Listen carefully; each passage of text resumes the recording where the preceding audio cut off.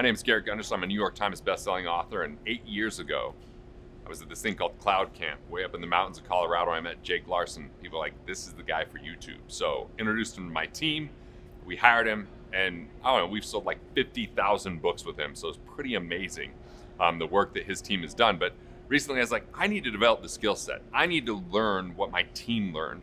And so I went to this 3-day workshop, which first off, ridiculously underpriced. So I would just jump on it. One of the best investments I've ever made.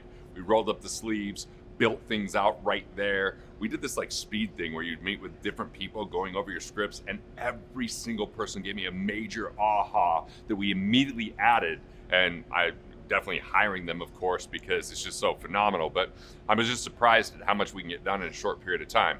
So look, I'm in a place where I've got multiple books and I really want to do something with it. And this was the workshop. This was the team. But we even have free opt-ins, and we built things out for those. And we even have one-on-one calls that can happen. And there was an entire methodology to make that happen. And now the way I can understand everything that goes on with YouTube ads, what to measure, what to monitor, what to make, adjustments to, it's all crystal clear. I'm telling you, this is the bargain that you'll ever find when it comes to business.